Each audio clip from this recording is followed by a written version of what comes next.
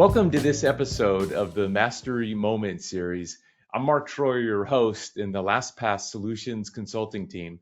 This week, we have a fireside interview with Ian Tompkinson from ASM Technologies. Ian is the sales director at ASM, and of course, ASM is a LastPass distributor covering large resellers and the systems integrator channel segment. Ian, welcome to this LastPass fireside chat. Great, yeah, great to be here, Mark. I'm looking forward to this, so thanks for having me. Great.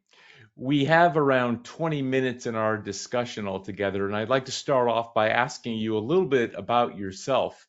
As I understand it, you've been at ASM for actually now over a quarter of a century, which is quite something. And I'm sure a lot has happened over the past years where you've been at ASM. In fact, my best guess is that you probably didn't even know what the word SaaS was when you started your career with ASM. Can you just take a few moments and tell me a little bit about your background and yourself and your role at ASM and what has really kept you at ASM for so long?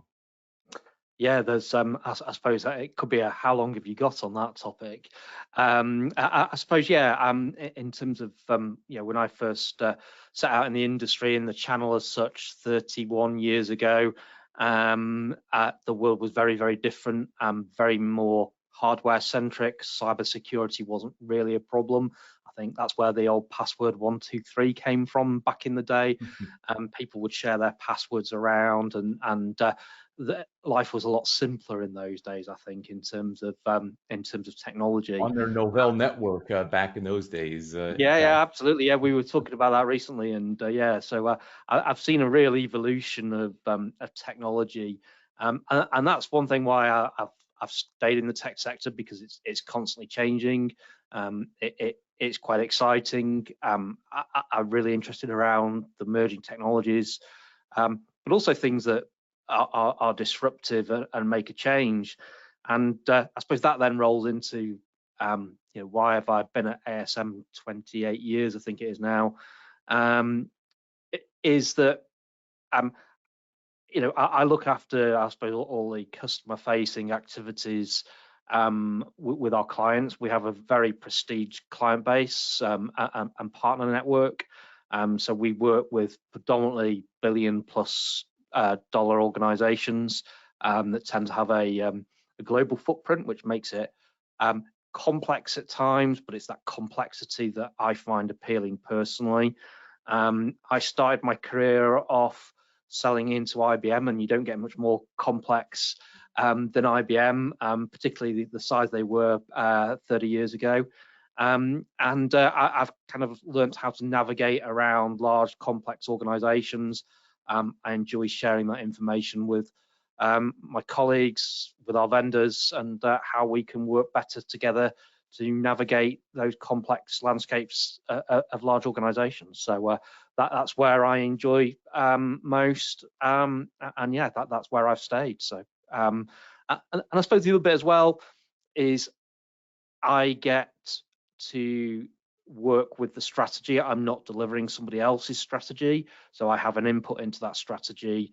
So that for me is really important. I want to be delivering the strategy that I believe in personally.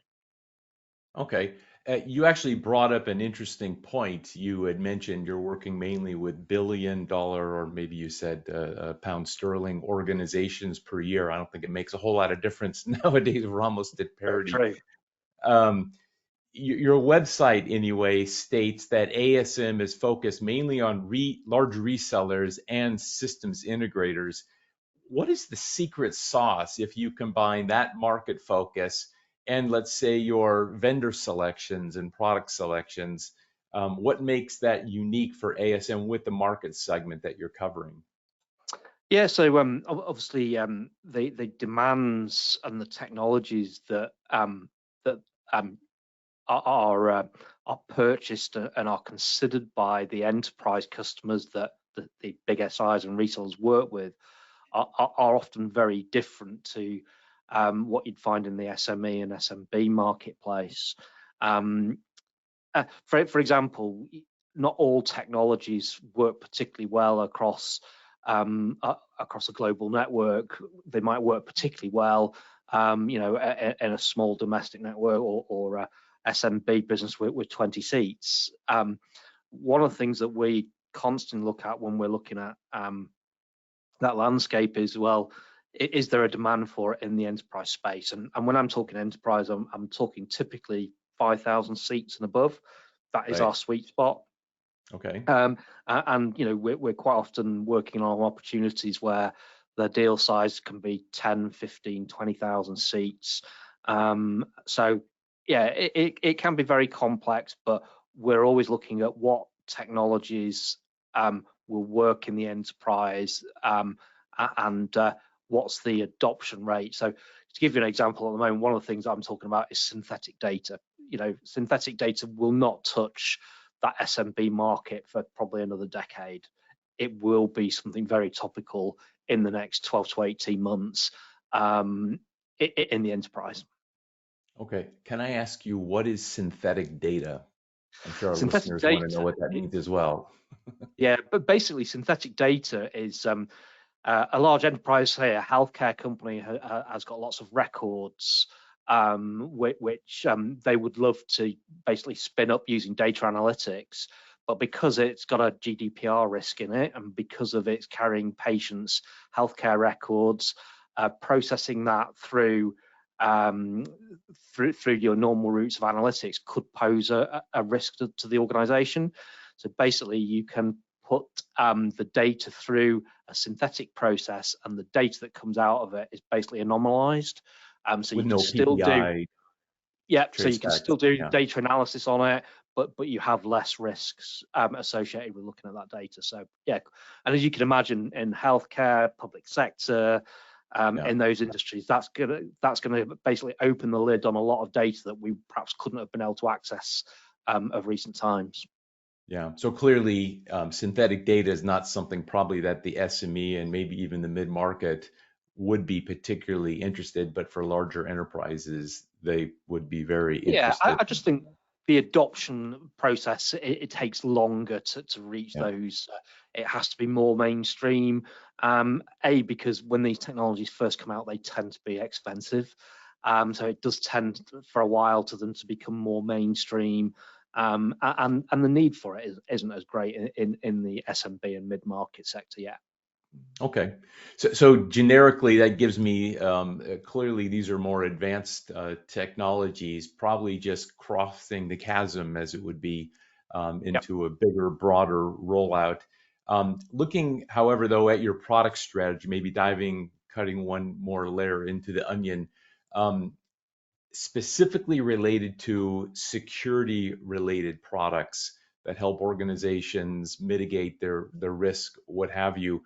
What is ASM's strategy so far as that is concerned? Is there sort of a big picture or sort of a metaphor that you use when you explain what you're doing in security to your reseller or channel partners? Yeah, so what we want to do is to make sure that we haven't got loads of similar technologies and competitive technologies. As you'll appreciate, as much as anybody, cybersecurity is a very complex space, and we're looking at everything from, I suppose identity is a big space in there, but one of the big spaces that we think that there's probably an opportunity is what happens after somebody has breached your network. How quickly can that hole be identified? How quickly can it be shut down? How can the enterprise, particularly the scale of data that they have, how can they back up? How can they get back online? And also, if it's a ransomware breach, well, what's the where's that data going to end up, and how can we find out where that data is sitting sooner rather than later? As you'll appreciate as well, security starts with passwords, and phishing attempts are probably, I think the latest data from Cisco was that something like 80% of network breaches come from phishing attempts, which is an alarming figure. And once somebody's in there, they can do a lot of damage, not only in terms of access to your own data, but also reputational damage. And a lot of enterprise clients are really worried about that reputational damage as well. Right. So it sounds like it's not even so much about the vectors coming in, but how do you deal with this life cycle over time, assuming that there will be some incidents that take place. How do you best manage these, within, I guess, a period of over 10 years, as an example?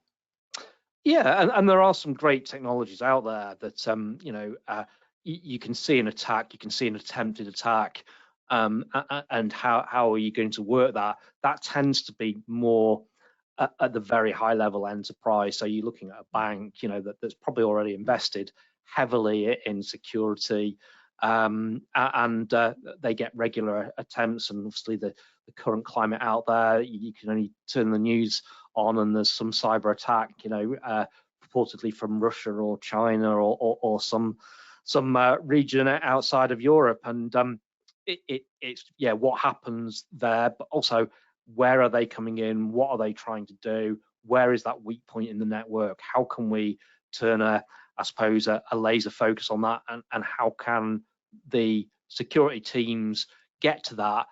But also, how do we prevent the security teams from having app fatigue, which is a big thing as well, Yeah. because they're getting pinged left, right, and center of various different alerts. And sometimes, if you're getting alerts all the time, it kind of reduces your responsiveness to them. Yeah. So Yeah. there's lots of conversations Resistance. we could have there. But yeah, we want to cover all the bases from the very moment, that we enter the system, i.e. a password, right the way through to, okay, somebody has got in, but where is that data sitting? And can we make sure that that data is protected, even if it's, or at least we know where it is, along that whole journey from point of entry to the data's gone? Can we do something about it? So they're the kind of vendors that we want to work with. Where are you and your partners seeing from your end customers, your CISOs, I assume primarily, where are the attack vectors actually coming from? Is it the endpoints, as you mentioned, passwords, the network itself? Where does that actually happen? And I guess more specifically, where is the acute pain that's being felt as we stand here at the end of 2022 and maybe into the first quarter of 2023? Where are you hearing about the most anticipation of pain and where protection is being invested in right now? Yeah, so obviously, password security is a big topic. There's a lot of enterprise organizations looking to go passwordless, or look at technologies that don't involve people setting up password 123, or their favorite football team, or something that they could probably that somebody could access through Facebook, or that is a big problem. And that is a topical issue. But I suppose the other element as well is that that people want to look at is the other endpoints that you've talked about. IoT is a big problem at the moment. Everyone wants sort of the benefits of IoT, but there's not many people out there working on technologies to secure IoT. We've heard of everything. You hear of the glamour stories of someone trying to access a casino's finances, and they go in via the fish tank because it's connected up via IoT with a thermometer in there to check the temperature of the fish tank. So yeah, it's looking for those vulnerabilities and technologies that a lot of the times the CISO don't know where the vulnerabilities are, and it's making sure that those vulnerabilities are highlighted and that there is the right technologies in place to do that. And that comes back down to identity: who's coming into the network, who's not, who's supposed to be in there, and controlling that landscape. And we work with multiple layers of that. So some of our vendors are securing critical infrastructure. So it's really important that they get that right. Right. You brought up the fish tank example. I guess that is a classic example of a shadow IT application where the IT organization doesn't necessarily know that it exists. They just know Yeah. maybe that there's some endpoint that happens to be getting an IP address on their network and shooting information coming in or going out on a daily basis. Yeah, quite interesting. How is that you ended up getting interested in generically enterprise password management and LastPass specifically for that matter? So obviously, password is that it's so easy to access, and I don't think people realise in technology outside of the tech sector how many people fail in terms of that security at the very easiest point to deal with the situation. You know, to the point where I think it's a really simple fix is to A, build a culture of strong passwords, but B, have a solution in place that takes away of people coming up with their sort of again the password 123 mentality, which has been around for years. I think that was really, this is such a simple fix, so why don't we Mhm. focus on that and have some conversations around that. And then LastPass, obviously we've worked with LastPass through the what was the log me in and go to sort of family, Exactly. and the culture and the attitude of the teams that we've worked with has always been really positive, really supportive. We completely understand the solution. It's a really easy conversation to have with our partners because it's so topical. So it's kind of like yeah, as they say in the States, it's a no-brainer for us. You know, it really is a great solution, and most importantly, it's really cost-effective as well.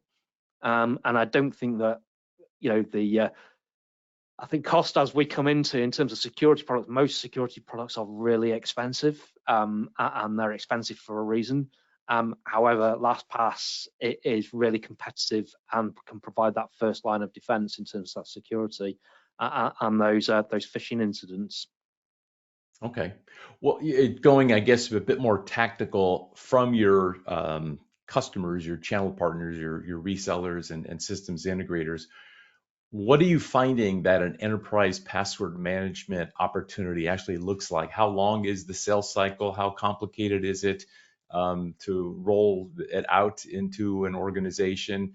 What should organizations expect when they get into an enterprise password management area so far as security is concerned? So typically in the enterprise, that's the only downside with working in the enterprise space. Sales cycles are typically longer.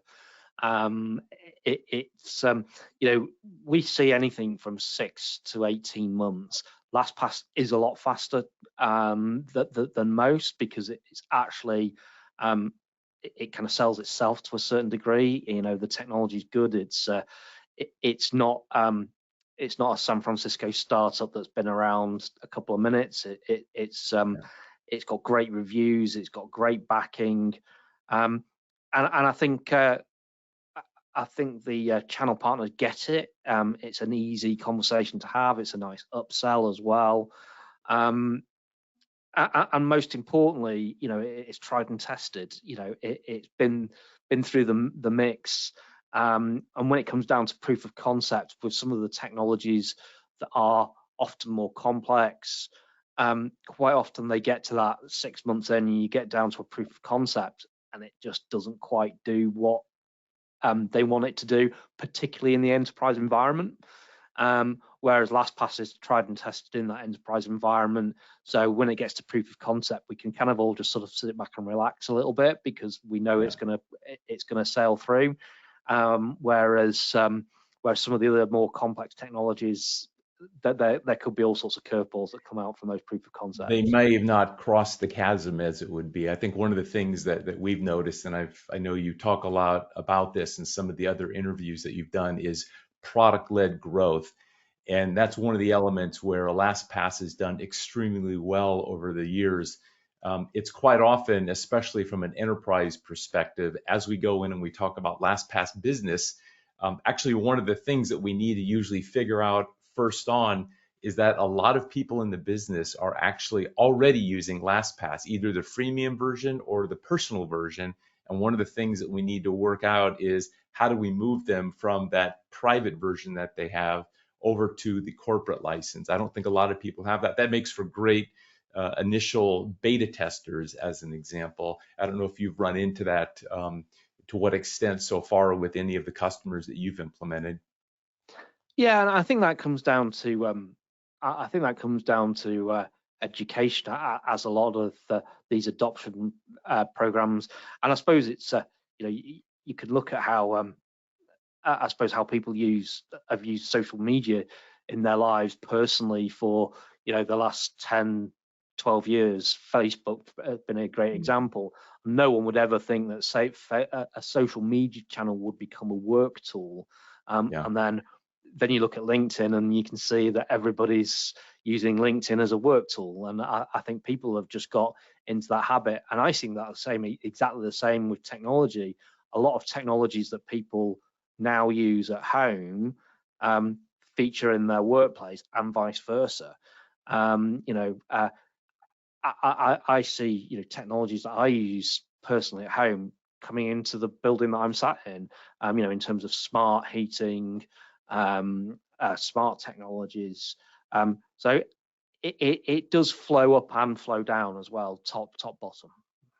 It's an interesting conversation because you're talking about something where you're starting a certain personal behavior by being a personal user of the technology, and then you start applying it to your business. I'm curious, and I'm going to reference actually a specific feature that we recently introduced in LastPass Business, and it's called Families as a Benefit. And the basic idea is that any corporate user that has a LastPass business license for their own company use, they actually get not only a personal license, but a LastPass Families license for not only themselves for their personal use, but actually up to 5 of their other members or friends or family members.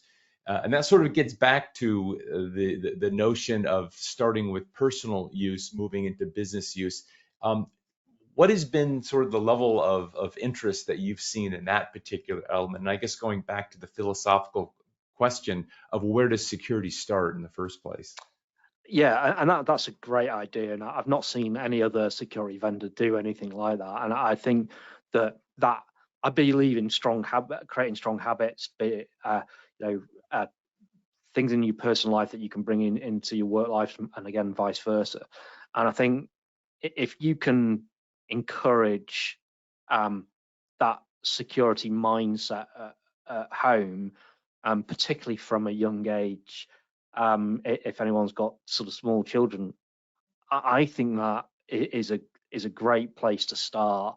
My youngest daughter took her new laptop into school the other day, and the IT team at school had to put some software on there, and they couldn't do it because I'd locked her laptop down. And they were like, "Wow, we can't access half the stuff on here." And she's like, "Yeah, my father works in the IT sector." And it's like, "Oh, right, that explains it. We've never seen this before."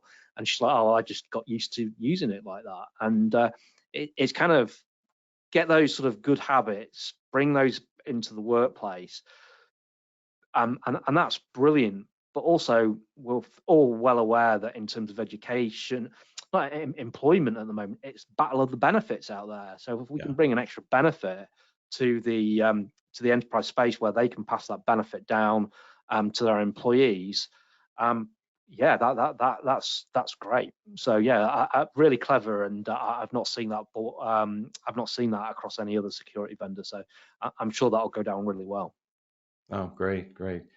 Ian, it's been really good talking to you. I have like a whole list of questions in my head that I'd like to continue asking you, but unfortunately, we've already passed the 20-minute mark. I'd like to thank you and ask you, do you have, I guess, or maybe you could summarize sort of ASM's focus and why channel partners with a profile of the billion plus revenue streams, why again they would be interested in ASM and as an aggregated supplier of the various products that you cover. Yeah, no, thanks again for your time, Mark, and really appreciate you inviting me for the chat. And yeah, so ASM is one of the very few distributors that are purely focused on enterprise-based technologies. and also have got one eye in that emerging tech space, looking at disruptive technologies that add value to the enterprise. So yeah, we are a little bit different, but we think that's why those large organizations choose to work with ASM. Okay, great. Well, again, Ian, thank you for your time today. This was, for me personally, a very valuable session where I actually learned quite a bit more, certainly about you, but also about ASM. Well, that wraps up this fireside interview. Again, thanks everybody out there for watching, and please be sure to subscribe to our YouTube channel if you would like to see future Mastery Moment fireside chat interviews. I'm Mark Schroyer, and this marks the end of this episode.